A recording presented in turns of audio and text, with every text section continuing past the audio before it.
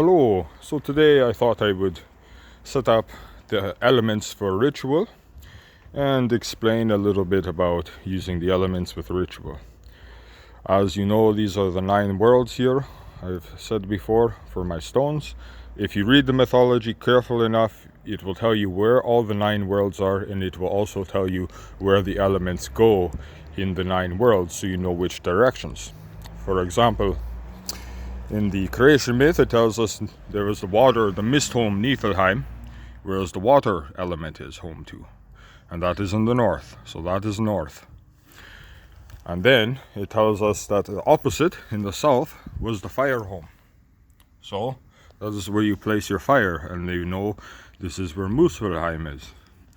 And then Thunar, the god of aether, of life energy, is always, or also known as the wood element, is always in the east fighting the giants. So in the east we have the wood element, or the element of aether, and as you see here I have a oak tree like Donner's oak, and then I have a wood Thurizatsurun for the element of wood and aether, life energy. The reason why this is a good representation, wood and ether are the same, because they are expansive energy. As a tree grows, it gets thicker and thicker and thicker and bigger, and it's expanding. Like when you inhale a breath, when you breathe in, you're breathing in life energy. So why, when you do energy work with Thunar or any god, you are breathing. It is about breathing techniques. And every time you inhale, you're breathing in life energy. So wood and ether are the same element. They both expansive life energy.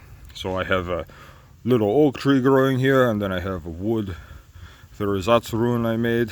So that is my element for aether and wood. And then opposite to that is the element of air and metal. And why are they the same?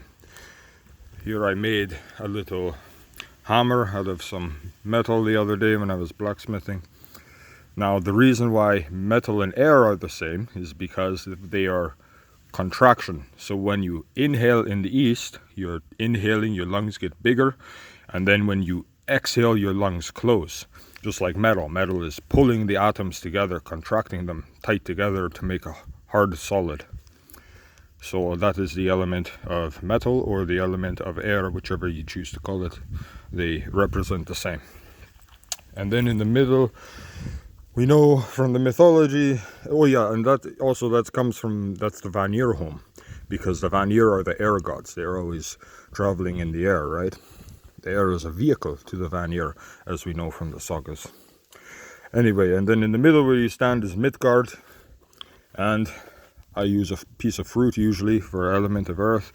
Even though I have real earth here, I like to use fruit, because at the end of your ritual, you drink the water and you eat the fruit, and then that fruit is charged and with the energy for the ritual, and the water is charged also.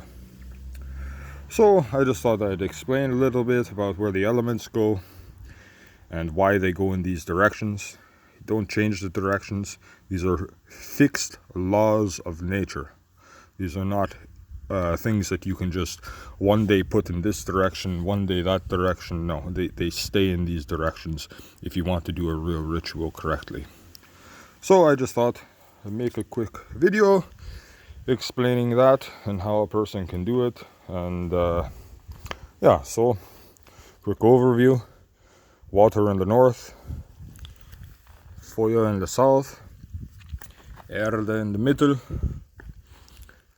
wood or aether in the ost, in the east, where Thunar is, the god of life energy, and then the Vanir, the gods of air and wind, in the west, and or metal element, whichever you choose to use. And if you choose to use air or wind, when you're acknowledging it in the ritual, you can play music or sing a song, or if you have a guitar or something, or a flute or some kind of instrument, violin. Or you can just listen to the wind and acknowledge that this is the element of air. So I thought I would just show you guys the basics for doing a ritual. And that's your basic setup. And like I say, you can do it to whatever deity you want. Tschüss.